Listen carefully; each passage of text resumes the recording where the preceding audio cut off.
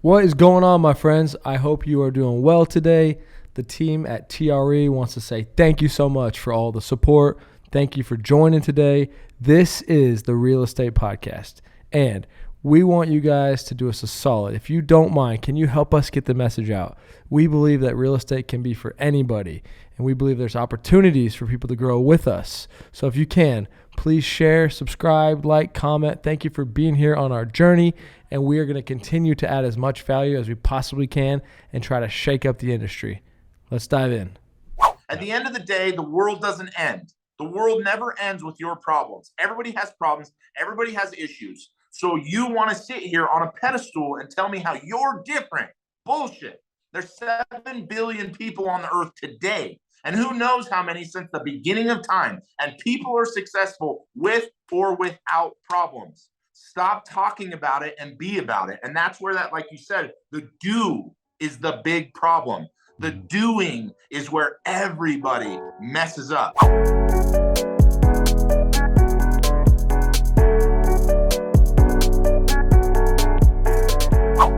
All right, baby. Welcome, everybody, to the Real Estate Podcast. Thank you so much for being here. If you can, make sure to like, comment, subscribe, share with your friends. It's your boy, Matt and Jonathan, a.k.a. Big Country. What's up? And we are really excited. We have a special guest today, Keaton, a.k.a. The Muscle. Thank you so much for being here, man. Yeah. What's up? Not much. We are really inspired and encouraged by watching what you do. We're entrepreneurs at heart. And the goal of this show is to help you share, what you're passionate about, things that you believe in, and also share your story. So if you don't mind, man, just kind of, easygoing conversation, just walk us through, your background and a little bit about who you are, and we'll kind of pepper you with questions and we'll have a good time.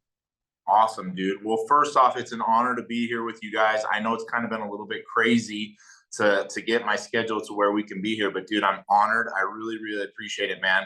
From the top to the bottom, it doesn't matter who I talk with. I always am very grateful for the people that want to talk to me and bullshit, if nothing else, So I appreciate you guys. But yeah, dude, I'll give you a quick background. Hey, real quick, I want to touch on this because I think this is important for entrepreneurs.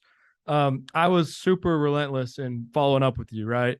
And yeah. I feel like a lot of people they give up, and you think, oh, I can't get the muscle on the podcast, and so I just stuck with it. So I just want to maybe get your insight, because people always ask me, how do you not annoy somebody, or how do you not bother them? But like, what was it from your perspective, and what did you see and how I was approaching it that led to you actually coming on the show? The reality is most people that are successful and are, I don't know, famous, rich, whatever, they have a fucking crazy schedule. They just do. I've got 4 daughters. I have 4 companies. I'm on TV. I have a personal life. I have all of these things going on. And so most people who you even want in your life or on your podcast, they're going to be having a crazy schedule. And those people aren't really annoyed if especially if they're responding to you, which I think I responded most of the time. Yeah. If they're responding, it's not that they're annoyed. They would just block you if they were annoyed, or they just wouldn't even respond. So if you're not getting a response, you're just wasting your time. But for someone like me, it wasn't that I didn't want to, and it wasn't that you were annoying. It's just I'm fucking busy, dude. And this is on the lower part of the scale of things that I can get done, in my day. So for me, dude, you just keep going, especially if someone's responding back to you. Most of the time people get all worked up and they create this barrier in their mind that's fucking bullshit anyways. And that's like, oh, I can't message him. He won't message me back. And look where we're at, And so if you do get someone who responds like myself, just keep up with it. They're going to be busy, dude. I'm busy as shit. And this isn't something that I put high on my priority list because I got things going on in my life. It's not that I didn't want to do it. It's just that I don't have time, So I would just tell people, like you said, be relentless and keep coming in and saying, how do we add value? How do we help? I really want to get you on the podcast, Absolutely. And follow-up is key, right? I tell agents this all the time, like follow up. If you just follow up, you're in the top 1% of your, or whatever your profession is. You just have to follow up. Yeah. That's it. Master it. Yeah. I mean, the truth is that's true about any kind of business. Anybody who ever wants to be successful at anything. I don't get follow up in half of the shit that I do on a daily basis with people that I'm paying money to. And so, dude, follow-up is such a crucial piece to anybody being successful. And follow-up doesn't mean one quick message. Follow-up is like, dude, I got to keep going until I get the shit done that I set out for, you know? Yep, that's it, man. I appreciate that. And what I try to explain is if someone wants you to screw off or stop, they'll tell you. Otherwise, if you believe in what you're doing, keep at it. You know, just be relentless with it. So that's, for me personally, been a huge part of our success. I mean, we've got a brokerage here, 180 real estate agents, and we're in Austin, and we're very competitive with how we approach things. We've got something unique. And anyways, I just wanted to touch on that because it is a big thing that I focus on that I think a lot of people miss out on, and they just do that 1 or that 2 or that 5 messages. But, you know, we made it happen. We got the muscle. Keaton, thank you, man. Really appreciate it. And I know your time's valuable. Jump in, man. Tell us a little bit about your journey and your background. So, man, I get my story's probably just like everybody else. Everybody's got a crazy story, but mine started when I was really young. My father was really sick when I was young. And then when I was 21, he actually passed away. And my entire life, essentially from the time I was raised until the day that he passed away, he was really hardcore in telling me that I needed to get a degree and I needed to have a 9 to 5 and I needed to have security, security, security. He used to teach that to me and my brothers every day, all day long. And when he died, he was the CEO of a really big company. He was making decent money. And they kicked him out the last year of his life because he was so sick. So he had no security. So I was raised to believe that college and work for somebody and 401k and yada yada yada, garbage. And then when it was time for the rubber to meet the road, that wasn't the case. I watched them just pitch my dad to the side of the road and say, "Hey, man, you're not serving our purpose anymore. You're out." And they kicked him out essentially of his job. They fired him from his job as the CEO of a company. So I saw really quickly that that's not how I wanted to do things. And I made a decision when I was about 19 that I wasn't going to do what they wanted me to do. And when I say they, I mean everybody. There was never going to be a time in my life that someone was going to dictate or predict what my future was. And so right out of the gates, when I was 21, I went on a mission. I was a Mormon missionary. I came back. And when I turned 21, I got home. My dad passed away about 3 months after I got home. And I just, from that time forward, decided I was going to do whatever the fuck I wanted to do on my time, when I wanted to do it, and how I wanted to do it. And no one else was going to tell me otherwise. And that mentality, although it has served me, is very, very hard. And it's not a route that I advise people to take unless you have the ability inside yourself to say, I got to show up and this shit is going to kick the hell out of me, but I'm going to do it because I just got to do it. So when I was 21, I started a company. Like my first company, it was a personal training company. And then I launched a gym and I kind of blew up the personal training stuff, and I blew up the gym. And immediately I realized that working for myself was the only answer I ever had. I made a ton of money when I was 21 and 22. At one point in my personal training, I changed from training in a gym, and I took trainers and I put them in people's homes. And I changed my company to, it was called MoFit. It stood for mobile fitness. And there was a point in that company where I was billing like $80,000 a month, and I was paying like 15 grand a month to trainers, and the rest I was taking. Wow. And I was crushing it because it was cash. So of course, cash is king. You never tell the government about that, which is probably not a good thing to say on a podcast, but whatever. And I just started to grow from there, realizing that I could do anything I wanted to do. From there, I opened up a dental office. I opened up a plastic surgery clinic. Real quick, I want to touch on so the gym and the training blew up. Was that because you figured out something different and unique, and doing the in-home? Obviously, there's a lot of hard work, but what was it that we could extract from that, you know, an entrepreneur or a business person could say, oh, because it didn't just blow up, right? Like there's something different that you did. So I figured out a problem, and that was that nobody has any fucking money, right? And so I decided that instead of making people pay on a yearly basis for whatever service I was ever going to offer, I would finance it. That was kind of my whole idea. So I would take people and say, hey, you know, it's going to be $6,000 a year to have a personal trainer come to your house with equipment. And then we would split that up over 12 months and they would pay, you know, $500 a month, whatever that was. I would set them in a contract that was, you know, obviously legally binding. It wasn't a great contract because I didn't know what the hell I was doing when I was 21, 22. And then the same thing with the dental office. I went in to get some dental work done, and they billed me a ton of stuff, and I didn't get anything done. And I was like, this doesn't make any sense. And I started to look into like insurance for dental insurance. None of that shit made sense. So I went to the dentist that performed not surgery, but work on me. And I said, hey, if I start a business, will you just work for me? He was like, I guess if you can make me more than I'm making $400K a year. I said, oh, I could make you more than that. So I went into dentistry and I said, hey, what if I told you to fuck off your insurance company and just come in and have us do what you need done, and then we'll finance it over the year. So like people would roll in even with dental insurance, and they'd need $5,000 worth of stuff done. Dental insurance they'll cover like $2,000, and you're still out of pocket $3,000. So I told people, why don't you come in? You got $5,000 worth of work to do? Cool. Over the next 12 months, we're going to service you. We're going to give you what you need, and it's going to cost you $300 a month. Same thing in the plastic surgery clinic. So I started a plastic surgery clinic.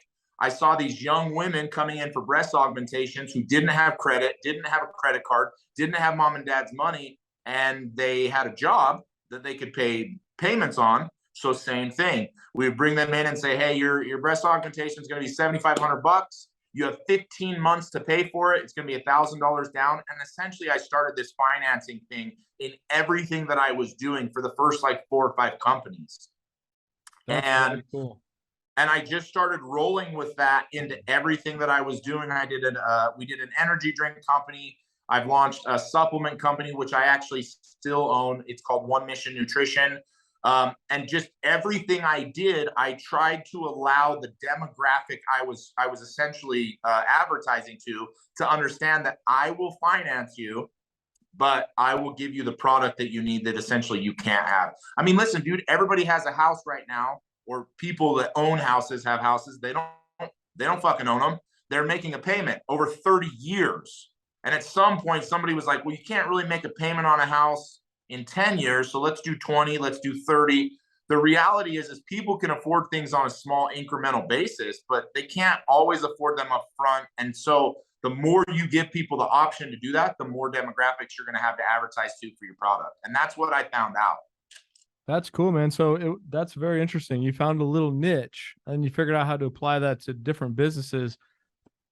Was there more to it than just, hey, people, you know, can't afford this, you know, let's go into their home for $500 a month instead of 6,000? Like, did you study it? Did you understand it at a deeper level, or just jump in and figure it out as you go?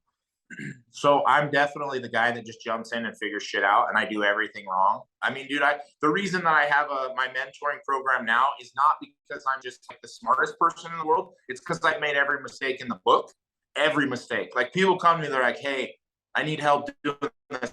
And I'm like, oh yeah, I did that. I messed that up here and here and here.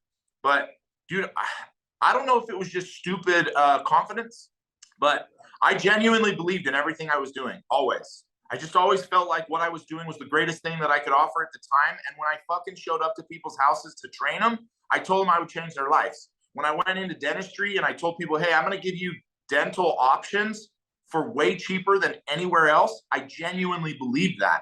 When we started the plastic surgery clinic, like I was giving people options to do things that they've always wanted but couldn't afford. Anything I've done, and this may be an underlining common denominator across the board, anything I've done, I've wholeheartedly believed that what I'm doing is the real fucking deal. And I think a lot of people, when they launch businesses, any type of entrepreneur, if you are not 100% sold in yourself, how is it you expect to sell someone else on the product? And, you know, you guys talk about, you guys have a real estate and you're selling houses and you're doing all of these things. Dude, if you have real estate agents showing up that aren't genuinely inspired by the work they're doing to help build, make house purchases, save money, save on the deals, build the contracts. They're going to show up there and no one's going to want to use them. The best people in the world in any business are the ones that are sold themselves on the products that they're actually selling, because it bleeds through in every single thing you do. And I've never done anything that I don't 100% believe in. Otherwise, I'm like, no, that shit doesn't make sense. I can't answer that for myself, so I'm not going to sell that to somebody else. Let's go, baby. Come on. Awesome. So you talked about, so we were at the point where you had the dentistry and the plastic surgery. What happened after that? What's next in our journey? So after that, I had bought a gym. I had sold the gym to Gold's Gym. We launched Diesel Brothers, our TV show, in the interim of that plastic surgery clinic. And at that point, the show blew up really fast. And I helped launch Diesel Brothers. Our logos and stuff was Diesel Power Gear. And then at that point, because the TV show took so much of my time, I started to sell some of the companies that I had. I just didn't have time for them anymore. But I still had a really big entrepreneurial brain and heart. So I just began launching companies as soon as I could think of things. So we did an energy drink company. I launched One Mission Nutrition, which is my supplement company. And the reason actually for that was I had a brother-in-law that went to the military, and he was messaging me one day about how they couldn't get supplements over in cross seas. And I thought, well, shit, dude, I'm going to launch a company that gives free supplements to military members every time people buy from me. I'm just going to figure it out.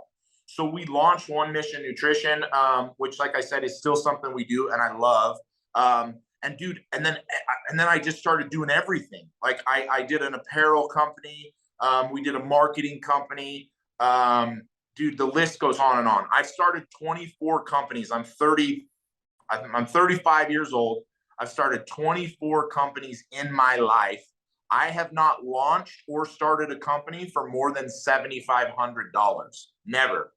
So people that come and they're like, I don't have money to start that. I'm like, well, you don't know what the fuck you're talking about in the first place. It doesn't take money to make money, but money does make more money faster. I tell people that a lot.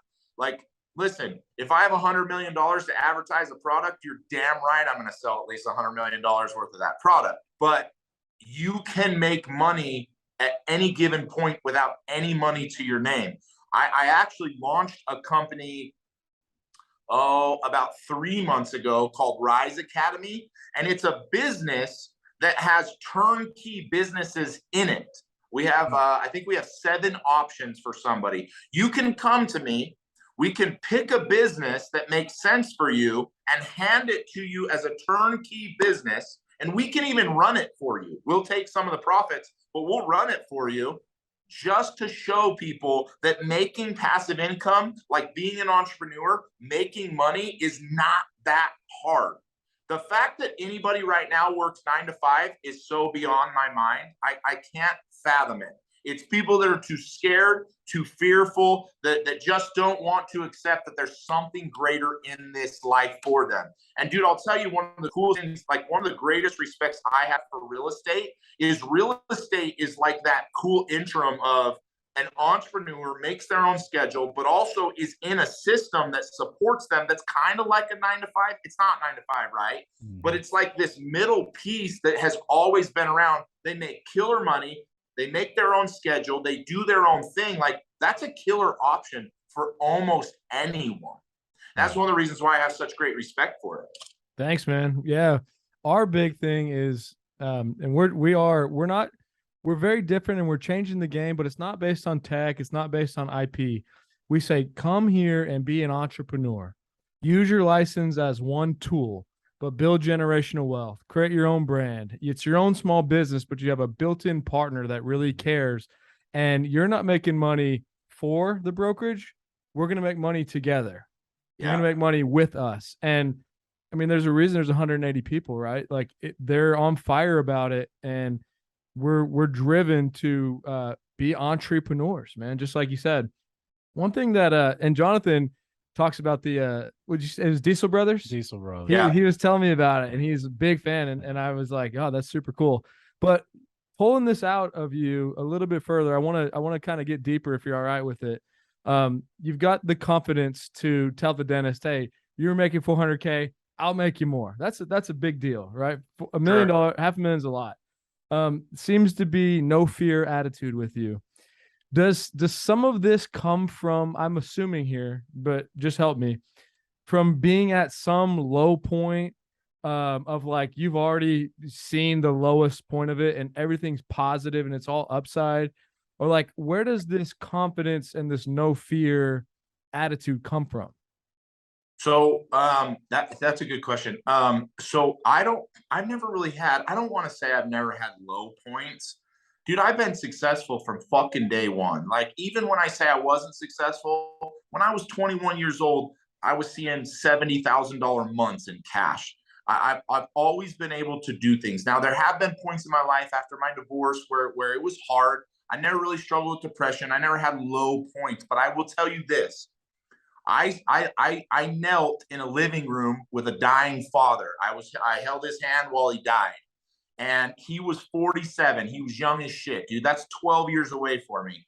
And I realized something when I was 21 in that living room with my dad, and it's the same thing I carry with myself everywhere I go. Everything I do is tied to this idea. Life is really short, right? Nothing really matters except for the memories that you set when you die. Like, that's it. You can't take money. You can't take fame. You can't take anything with you. The only thing you can do on your deathbed is accept that you lived the way you wanted to live and you did what you wanted to do, or lay in regret that you didn't do what you wanted to do. And I had that conversation with my dad, and it was a conversation of regret. He regretted that he didn't have a better relationship with his kids. He regretted that he didn't do every fucking thing that he wanted to do on this earth. His regret was that he lived in a system that was set up for him instead of making out of this life what he wanted. So when I was 21, I saw that life is short. And even though I don't want to say it out loud, like, dude, when you're 21 and you see your dad die at 47, you just kind of put that number in the back of your mind. Like, dude, I have, even to this day, 47. That's it, dude. That's all I have. And if that's how short my life is, then I got some fucking things I got to do. I got to get moving. I got things that I have to accomplish. And then sitting there on his deathbed, I put myself there on a regular basis. See, death teaches a lot. Most people don't understand, but death will teach you more in 5 minutes than the rest of your life will teach you the entire time.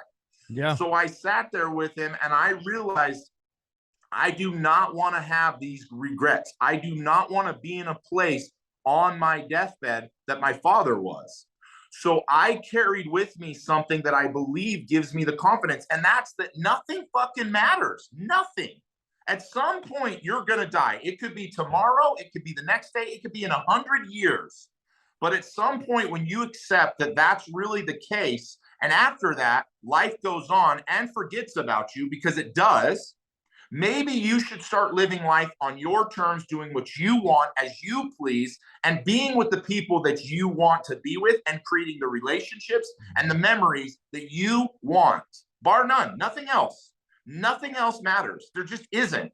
I was reading the other day about I don't remember who it was. It was a guy back 2,000 years ago, and when he died, he told his staff, he said, hey, when you walk me to the grave, I want you to trail out money all the way there. And I think it was gold at the time.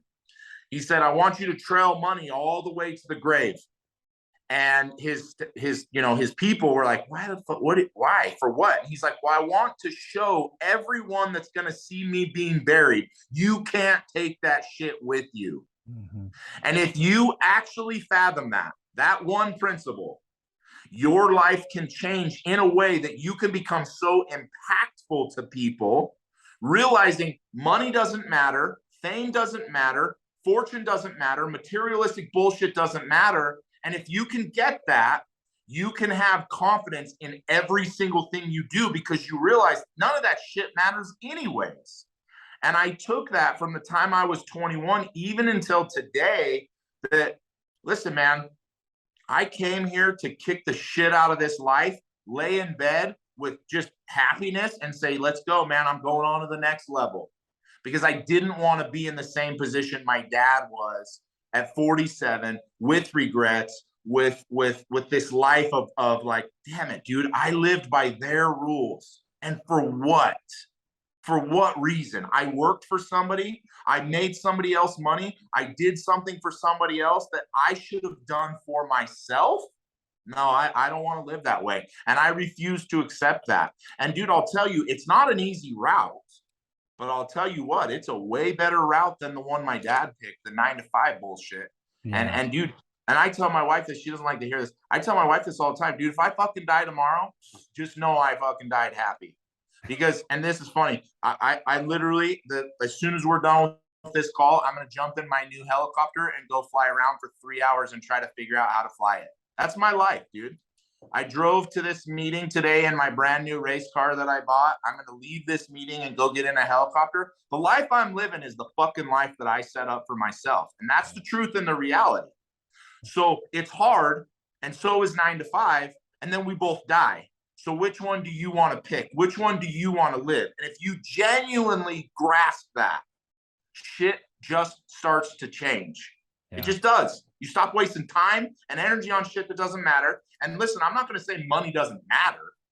It gets you what you want, which is memories. But that shit has no real bearance on who you are and what you do. And you get that, dude, and the confidence it just starts coming. And laying there with my dad on his deathbed taught me that, dude. That's amazing. Like, it's so crazy. So my dad always said, you'll never make money working for somebody else. Kind of the same situation. I lost my dad too. And I watched him go through some of the same things. So I can relate to you on that. And some of the things that we've been talking about, you talk about money and none of these other things mattering, is service to people. And I know that you do a lot of that. I have to give this shout out real quick, because when you guys were at the height of the Diesel Brothers and you guys were doing that, the hurricanes came through Southeast Texas, and you guys actually drove down there to my hometown, and you actually helped rescue some of my friends. And I'm forever grateful for that. So thank you for doing that. And thank you for your service to just helping people. And I know your supplement company, you do the same thing. You have a big heart for veterans. What does that mean to you, the giving back to the community part of being an entrepreneur? How much does that help you in your business and help you motivate you to keep doing what you're doing? Dude, I think for me, and I like to say principles that I think are true for everybody, and then principles that are true for me. This is a principle that's true for me. I genuinely believe that I have to give away half of what I make to make what I want. And I live by that a lot. So dude, if I make $100K a month, I got to give away 50. If I make $25, I got to give away $12, whatever that is. And it can be in all kinds of things. I love giving, dude. Somebody who says money doesn't make you happy has never given it away. That's the truth. Like, bro, you want to find happiness and money? Fucking make $100 million and go give 10 people that are deserving $1 million and see how it feels. You can tell me that doesn't make you happy? You're out of your fucking mind. Now, you can go buy 100 race cars, and after the second or third one, it's like, meh, yeah, it doesn't really make me happy. One of my good friends, Andy Frizella, he has every car that's ever been made, dude. The guy, he doesn't give a shit anymore about buying anything. But giving to people changes everybody's life. And so you put that in perspective. If you're somebody who's trying to make it, and you put into the universe that you're going to be the person who helps other people make it, and you put out there that you want to help and grow and actually step in and change people's lives, all of a sudden that shit just starts coming. So for me, my own personal philosophy, I give away half of what I get. I just do. I'll tell you guys, I will make over $100 million in my lifetime. I don't know how long it's going to take, but I'm going to do that personally. It's going to be in my bank account. When I die, I hope I have fucking nothing in my bank account. I don't want any savings. I don't want a bank account with money. I want to spend every last dime doing what I want to do and giving to who I want to give to. Love it, man. I love it. Something that came to mind as you're talking about this, and I'm glad you touched on that with your dad, because I knew there had to be some deeper meaning behind what you're, the passion and everything. But you guys ever heard of the book or the movie Into the Wild or seen it? Mm-hmm. Ah, This guy, young kid, gives everything, burns his money, just goes off on this expedition to Alaska. Just basically starts walking there. He ends up dying in Alaska, and in his journal, the last thing he put in there was happiness is shared. And that was his whole thing. He was looking for something more, and he was on his own, and he realized, it's not about just me. It's about doing this with other people. And that just came to mind as you were saying everything.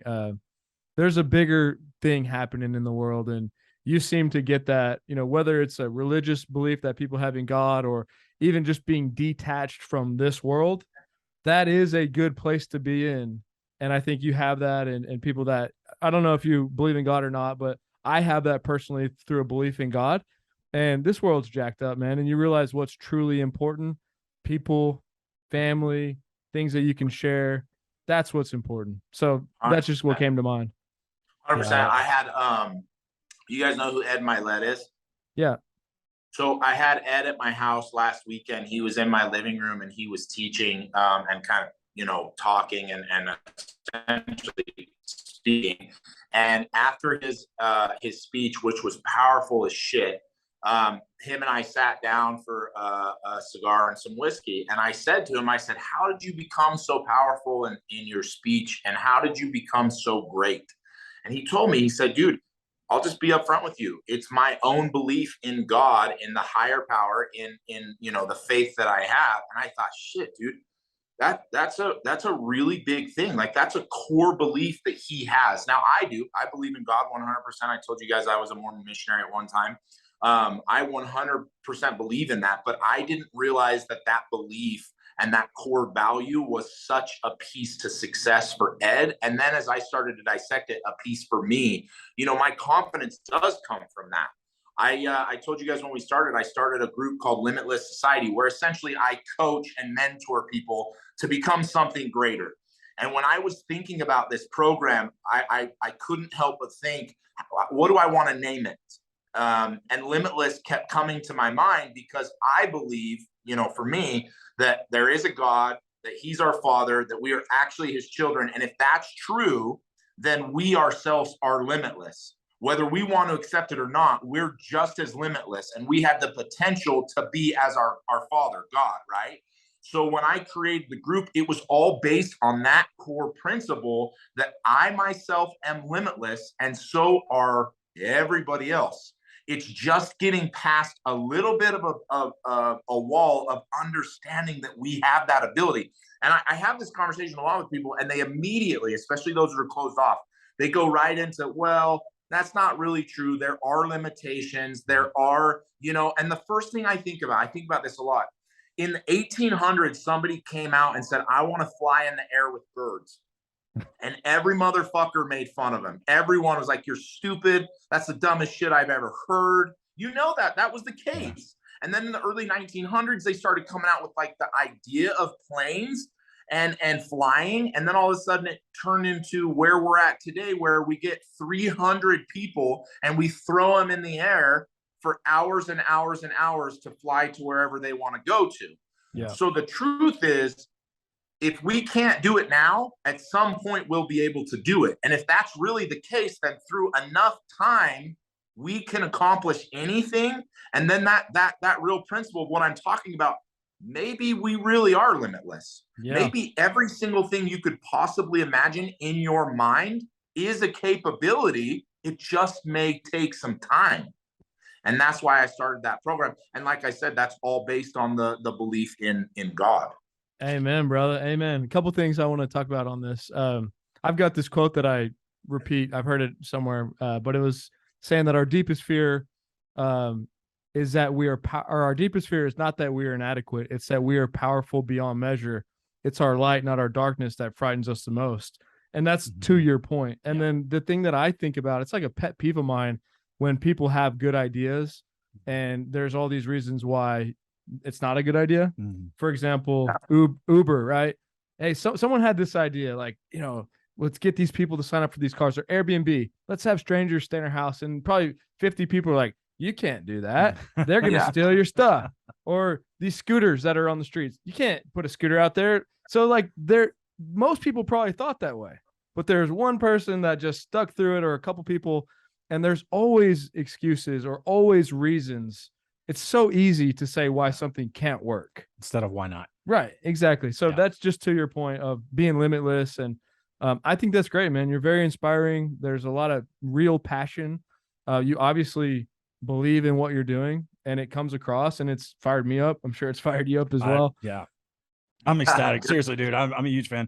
No, I just want to touch on this one last thing, and then we can talk about whatever. But I know you just recently started doing some of your own investing in real estate. I watched some of your Instagram stories on that, and maybe tell us a little bit about that experience, how you got started in the real estate world, and what your plans are with that. So, dude, it's funny. I started Limitless Society, and in that, I essentially had to show everybody how to do everything, you know. And then earlier this year, which I think I told you, I don't know if we were recording yet or not, but earlier this year, I planned on making 10 people millionaires. That's why I started that group. Well, in that group, I was like, dude, I got to start looking at all these options of ways to make money. And I can't just be the guy that's like, hey, I've made this money here and here, so that's all you can do. And I had, dude, like I told you, I think I have 150 people in there that are real estate guys that are in the actual group. So we started talking, and everybody was talking about, can you help me with a flip? And I was like, oh, shit, I never even done one. So I got with one of the guys in the group, and I said, listen, dude, we got to do it, but we got to do it like top level. And he's like, what do you mean? I said, I want to do a flip. I don't want to spend any money, and I want to make money in 90 days. Can we do that? And he was like, well, shit, we could do it. It'll be hard, but we can do it. So we put together this plan, essentially, where we found hard money, you know, we found an investor and said, hey man, we want to buy a house. We found a house for $490. It was probably worth $550 when we found it. We said, let's buy the house, give us money to buy the house, and then give us money to come in and redo it. So we did that. We essentially negotiated terms with him and said, hey, you know, you want to make 10% on your money? Great. That's what we'll do, whatever it was. Went in, found the house, bought the house, destroyed the house because it was garbage, and then went through with a crew that we found, that we subcontracted to come in and just, you know, put lipstick on a pig, essentially. You're not fucking destroying the whole house and then rebuilding the whole house. You're doing paint and carpet and walls and maybe some cabinets and countertops, you know, and then you're painting the exterior. So we did that. And then we put it on the market. And here's where it got kind of hard. The market crashed in Utah. I shouldn't say crashed. The market went down in Utah about, a month, 2 months ago, when they came out with the new rates. And you know, and I was like, shit, this is going to kick my dick in. Well, everybody in the group was following me. And when I made that post on social media, everybody's like, you can't do that. You can't get a house with no money. You can't flip a house. You know, you probably saw the comments. Everybody's talking shit. He doesn't know what he's doing. He can't get money. And then, of course, it went to, well, it's because you're rich. That's why you can get money. I'm like, okay, whatever. So we did the house. It took us about 60 days. We put the house on the market. Literally that week is when they did the price hike on interest rates. And I'm like, shit. So we get the house, and then I think 2 or 3 weeks ago, we got our first offer, and it was 605, and we were in it. I think we were in it totally with everything like 585. I was like, shit, dude, no, that's not enough money. We got to hold. And in Utah, I don't know how the market is there, but in Utah, shit has not been sitting for very long. Now it is, because the interest rates are through the roof. So I just told the real estate guy that I partnered with, I'm like, just let it sit, dude. I don't give a shit. Just let it sit. So we let it sit. And then I think 2 weeks ago, we took an offer at 625. So we made some good money. I think after everything, we netted like 30 grand. It's not a ton of money, but I didn't spend any money. I didn't do the flip. I didn't do anything except for find an investor, find the house, find the crew, and then collect the check. So my first flip, like I said, we made about 30 grand, dude, and it was awesome. And I'll probably do a ton more, but I'm going to wait until the volatility slows a little bit. But that was my first real deal into real estate. I have not done any real estate. And I know personally that the most millionaires in the world have been made from real estate. Mm-hmm. So that's why I'm like, all right, I got to do it. So now I'm like, I'm starting all these companies. I'm doing all the shit that I possibly can to be the forefront in my group, to be like, hey man, if I'm stupid as I am can do it, you can do it, you know? And that's essentially what the whole thing was for the flip.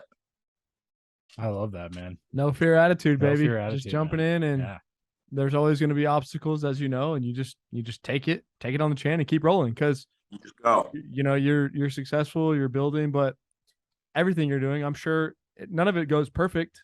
You're going to hit road bumps every day on everything that you do. And that's the thing that I think sets entrepreneurs apart, is like not trying to make it perfect and wait and analyze, but just realize it's going to happen and I'm just going to keep going. Yeah. Dude, most people have analysis paralysis. And you know, I know that's a real thing. I sit with people all the time, especially in my mentoring program, and I hear about their plan and their program and their process and their setup and their proposal and their business plan and blah, blah, blah, blah, blah. And I'm like, dude, just fucking do it. Yeah. Stop telling me about how you're going to do it. Stop preaching to me about how it's going to work. Stop telling me about all the bullshit. Get to it and do it. Dude, when the price hike went for interest rates, it was like the highest it's ever been since the 1920s, whatever. I'm like, holy shit, dude. Could I have gotten a bigger obstacle than all of a sudden the world decided to have a historic day on interest rates? Of course, the first time. I always run into issues. It doesn't matter, dude. Yeah. You just move and move and move and progress and progress. And no matter what comes, you have enough confidence in what you're doing that you're just going to get through it, you know? And dude, worst case scenario, I could have lost $5,000. Okay, cool. We'll make it up on the next one. Yeah. Start the LLC after you get the sale. Yeah. Everyone's like, let me start the LLC. Like, no, go get a sale, man. Get a client. 100%, dude. Dude, I've never even started a company until I've made money. That's a real thing. Yeah. Like, I will legitimately take a paycheck before I start the LLC. I will. Yeah. I did the same thing with Limitless Society, dude. I literally was like, all right, let's start coaching. Here we go. You know, you just do shit. The difference between people who are successful and people who are not is just the do. It's not the planning. It's not the prepping. It's not the preparing. It's the doing. And the only reason that I'm successful in what I do is I'm literally the opposite of that. I just do shit. And I mess it up and I fail and I screw up over and over and over again. And then after I've done it, I go, I should probably make a plan as to how we're going to keep doing it. Yeah. I mean, that's the truth. Yeah. Well, and you don't know until you do it anyway. So, yeah, you know, I have that motto. I have this motto. It's tattooed on my arm. You probably can't see it, but it says it is what it is. And that's like my philosophy. Like, it doesn't matter what happens to us in business we're doing or how we're trying to make money. You can't change outside circumstances. They are what they are. So you just have to accept them. It's like that whole positive thinking thing. I think that's total bullshit. Like, you have to accept the world for what it is, and whatever's happening around you, it just happens. Like, let it happen. How do I use that to my advantage instead of a disadvantage and holding me back? How do I use that to advantage? It sucks, but how do I use it advantage to get what I want and be successful at it? Like, that to me is like the number one key to like everything that I've done in my life and my career. Amen. You know? I love it. Yeah. Dude, that makes the biggest difference in the whole world, is just getting into a place or a mentality that what is in my control, I will control, and what is not in my control, I will let go of. Right. And dude, then you don't have you don't get upset, you don't get angry, you don't get sad, you don't get bothered, none of that shit happens. It is what it is, like you say, and I just move forward. And if you go into things with that mentality, you usually can get through any problem. I tell people all the time, like I always get well, if you knew the problems in my life, if you knew what I'd gone through, give a fuck about you or about what you've gone through. Guess what? More people have done more shit than you've done with harder circumstances. And you're sitting here still telling me your bullshit story. At the end of the day, the world doesn't end. The world never ends with your problems. Everybody has problems. Everybody has issues. So you want to sit here on a pedestal and tell me how you're different. Bullshit.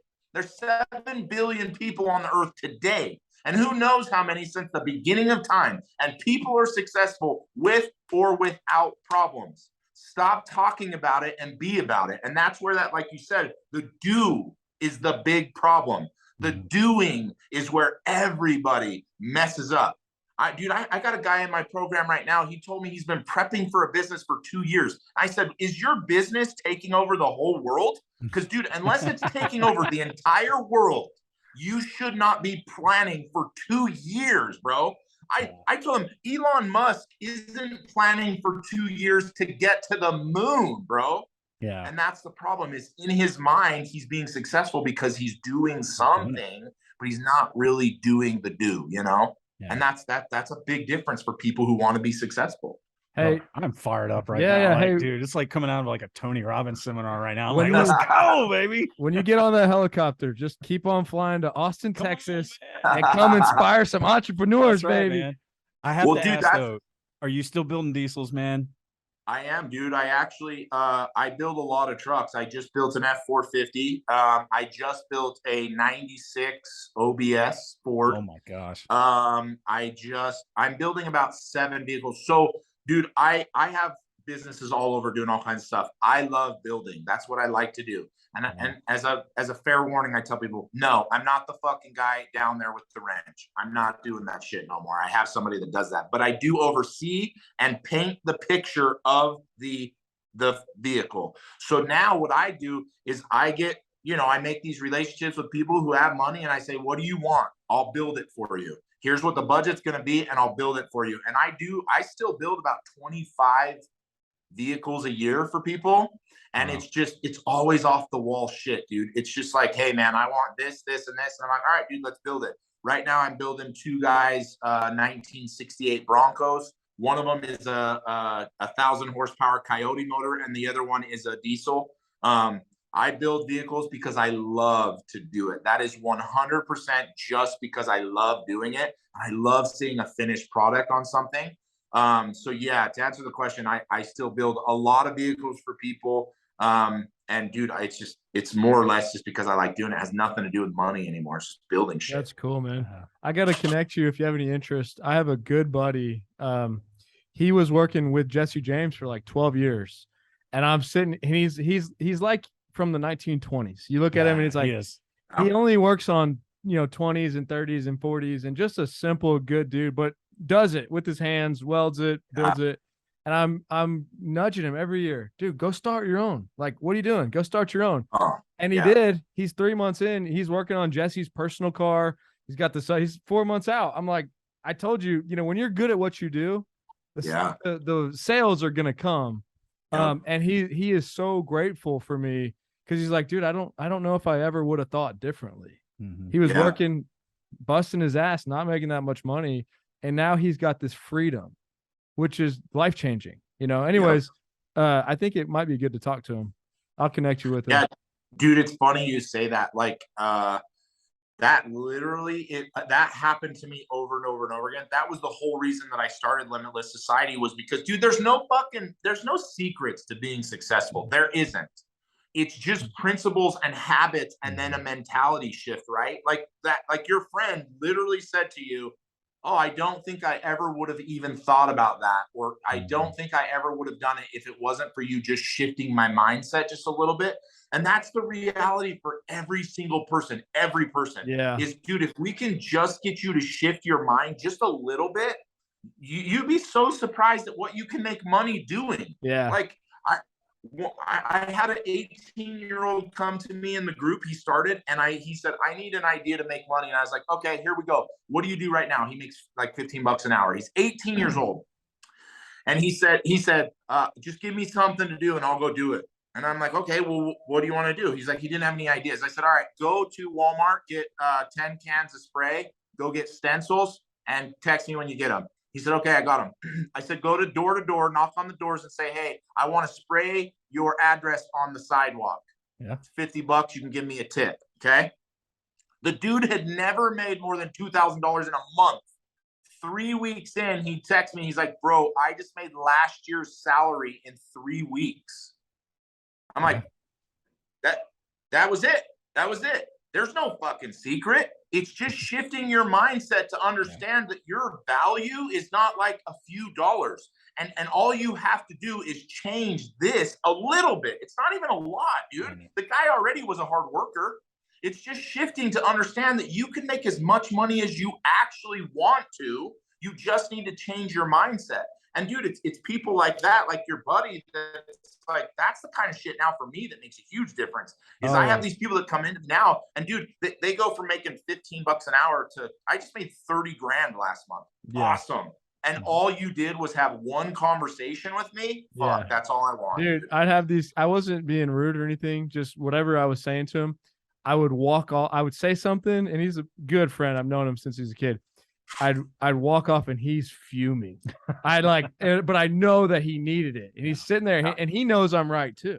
Yeah. You know, I'm like, I forget what I said, but I'm like, when are you going to start doing this for yourself? Like, you're just making them more, you're whatever. And he's sitting there like mad. Yeah. But then now to see him flourishing, it's like probably to what you're doing with Limitless is like, you have to get this out. You have to share it, because it's no secret, but there is a different direction and that's one of our core values. There's opportunities for everybody. Yeah. I love it, man. Well, is there anything else that either of you guys want to touch on or bring up while we're here?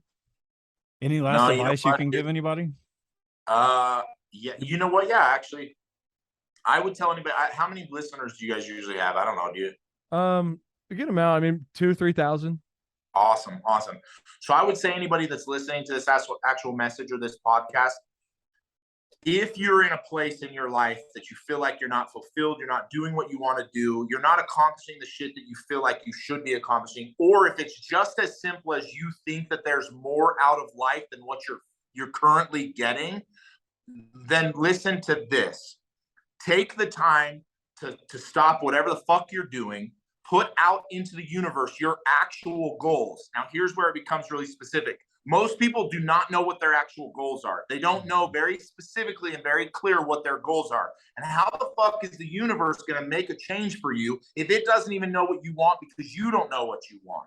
If you as a person can get into a place and actually state verbatim what you want.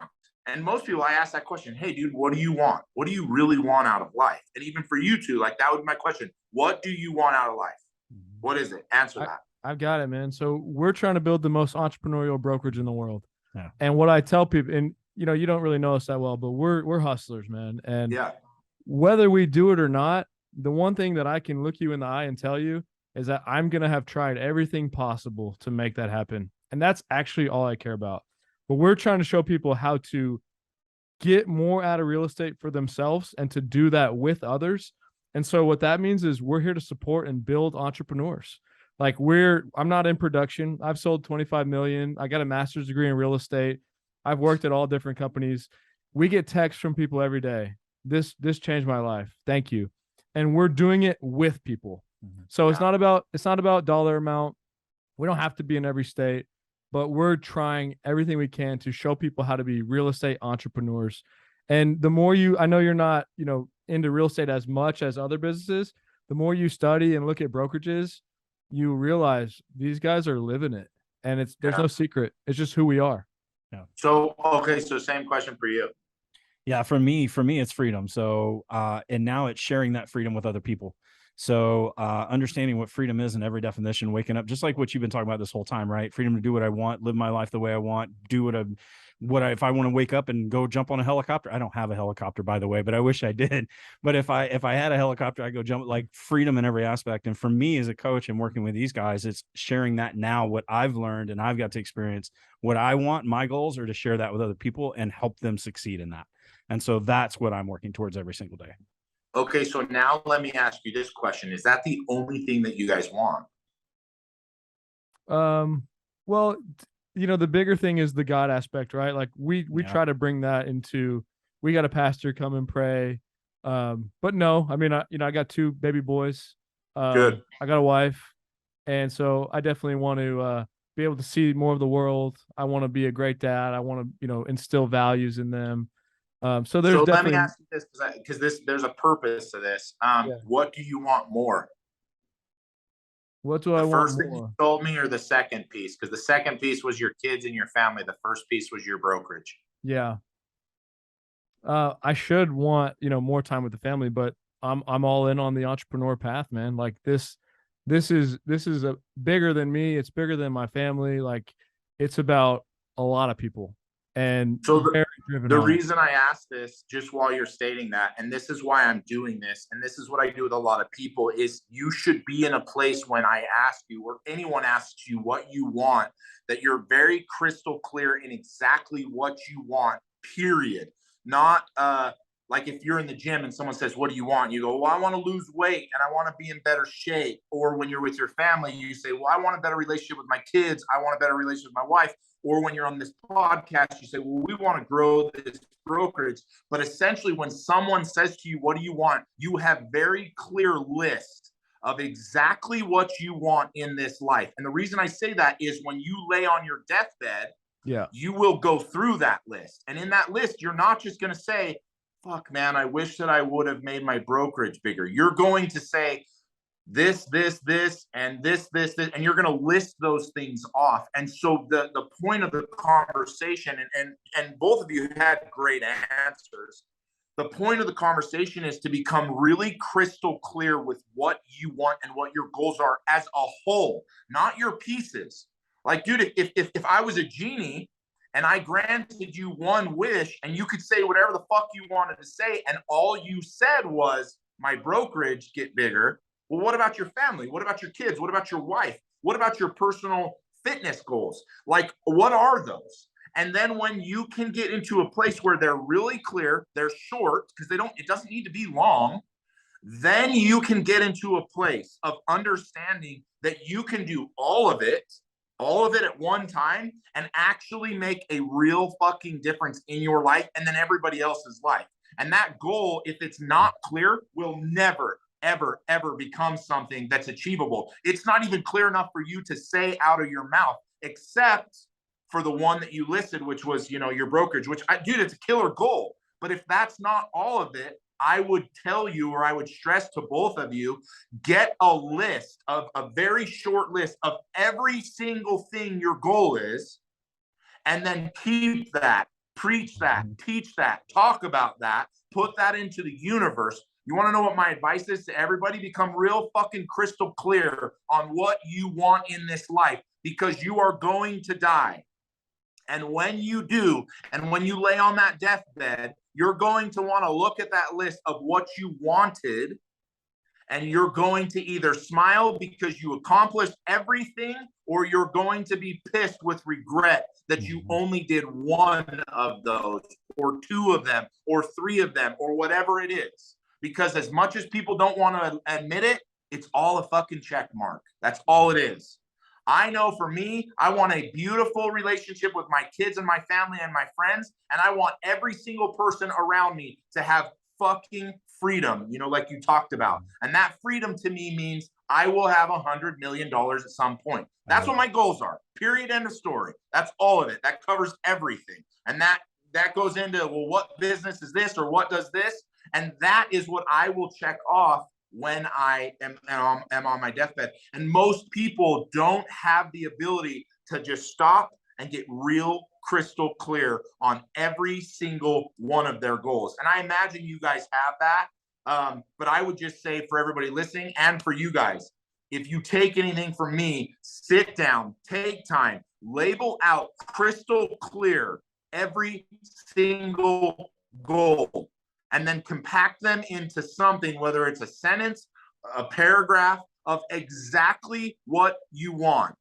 And then just preach and teach and scream and yell, whatever you got to do to the universe. This is the shit I want. I'm real crystal clear on it. I love it, man. And all of a sudden things start happening. Yeah, that's good for me personally. That is helpful, because I say this all the time. I feel very blessed professionally I have no question of what I'm trying to do. Like, that's a blessing in its own. That's why you're saying take this away. But I haven't thought of it as an all-encompassing. It's kind of like, let me get this done and then I'll figure out the rest. So yes, that's some wisdom. I appreciate it. And I definitely will think about that a lot more. This has been like the coolest thing ever, man. Seriously. Like I've learned so much from you. This was a really cool conversation. Get to see you on Instagram, and you're putting out a lot of cool content, and you're sharing these messages with your companies and stuff like that. But to have this in-depth conversation with you, man, what an honor that is. I'm inspired. I just be honest. That was freaking awesome. I love it, man. Yeah, man. The honor's all mine, fellas. I appreciate you guys. Hey, if you're ever anywhere close to Austin, hit us up, man. All right. We have all right. barbecue here. I don't know if you guys have barbecue in Utah or not, but we have this thing called barbecue in Texas. Not like Texas. I Yeah, can't man. even eat Utah barbecue, man. It's Well, not like Texas. next time you're here, it's on us, man. Come. We want to All hang right. out with you. Well, I All right. appreciate it, fellas. Okay, guys, that's the Real Estate Podcast. Keaton, aka the Muscle, spitting some knowledge, bringing the energy, bringing the vibe. You heard it here. Don't be on the deathbed with some regrets. Let's go, baby. Peace.